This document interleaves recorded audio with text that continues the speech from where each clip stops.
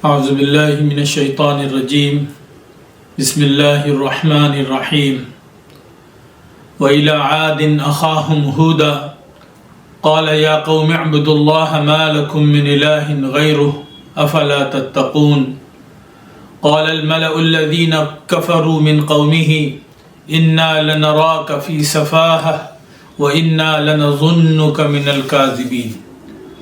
معزز ناظرین، آج ہم آپ کے سامنے سورہ اعراف کے رکوع 9 کا ترجمہ و توضیح پیش کرنے کی سعادت حاصل کر رہے ہیں۔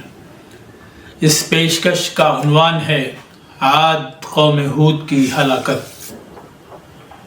فرمان الہی ہے، اور عاد کی طرف ہم نے ان کے بھائی ہود کو بھیجا۔ اس نے کہا، اے میری قوم، اللہ کی عبادت کرو، اس کے سوا تمہارا کوئی معبود نہیں، تو کیا تم ڈرتے نہیں؟ اس کی قوم کے سرداروں نے، جنہوں نے کفر کیا تھا، کہا، بے شک ہم تمہیں بڑی بے وقوفی میں مبتلا دیکھتے ہیں، اور ہم یقیناً تمہیں جھوٹوں میں سے سمجھتے ہیں۔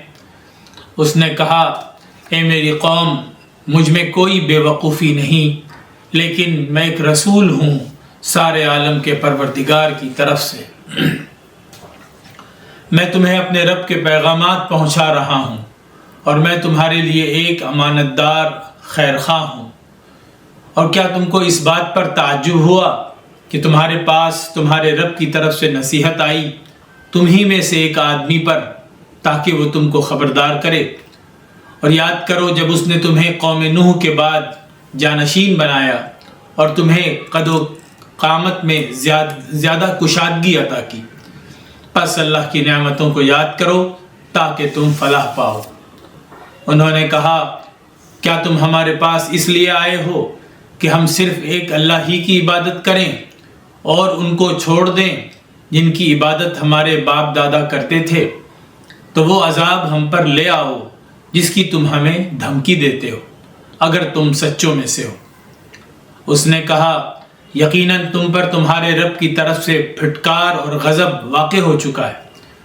کیا تم مجھ سے ان ناموں کے بارے میں جھگڑتے ہو جو تم نے اور تمہارے باپ دادا نے رکھ لیے ہیں، جن کے بارے میں اللہ نے کوئی دلیل نازل نہیں فرمائی؟ تو انتظار کرو، بے شک میں بھی تمہارے ساتھ انتظار کرنے والوں میں سے ہوں۔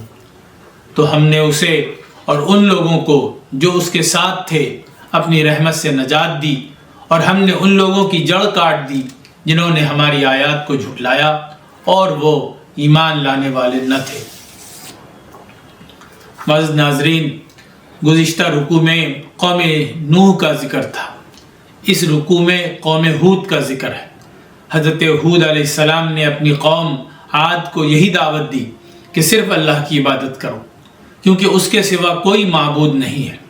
انہوں نے اپنی قوم کو یہ بھی یاد دلایا کہ اللہ سے ڈرو اور اس کی نافرمانی سے بچو۔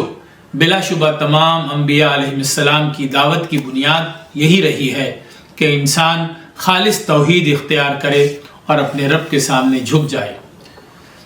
حضرت ہود علیہ السلام کی اس دعوت کے جواب میں ان کی قوم کے سرداروں نے تکبر اور ہٹ دھرمی کا مظاہرہ کیا۔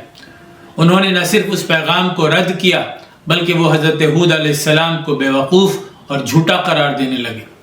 عاد کا یہ رویہ اس بات کی علامت تھا کہ وہ حق کو قبول کرنے کے لیے تیار نہیں تھے، اس کے بجائے وہ اپنی روایات اور باپ دادا کے طریقوں سے چمٹے رہنا چاہتے تھے۔ حضرت ہود علیہ السلام نے نہایت نرمی اور خیرخواہی کے ساتھ جواب دیا کہ وہ کوئی بیوقوف نہیں بلکہ رب العالمین کے بھیجے ہوئے رسول ہیں۔ ان کا مقصد صرف یہ ہے کہ اللہ کا پیغام لوگوں تک پہنچائیں اور ان کی خیرخواہی کریں۔ انہوں نے قوم کو یہ بھی یاد دلایا کہ اللہ نے انہیں قوم نوح کے بعد زمین میں طاقت اور قوت عطا کی اور قد و قامت میں بھی ان کو برتری دی، اس لیے ان کو چاہیے کہ اللہ کی نعمتوں کو یاد رکھیں اور صرف اسی کی بندگی کریں۔ لیکن قوم عاد نے اپنی ضد جاری رکھی، یہاں تک کہ وہ ان سے عذاب کا مطالبہ کرنے لگے۔ حضرت ہود علیہ السلام نے انہیں بتایا کہ جن معبودوں کے نام پر تم جھگڑتے ہو ان کی کوئی حقیقت نہیں، اور نہ ہی اللہ نے ان کے بارے میں کوئی دلیل نازل کی ہے۔ آخر کار اللہ کا فیصلہ نافذ ہوا۔ حضرت ہود علیہ السلام اور ان کے ساتھ ایمان لانے والوں کو نجات دے دی گئی اور انکار کرنے والوں کو ہلاک کر دیا گیا۔ وآخر دعوانا الحمدللہ رب العالمین۔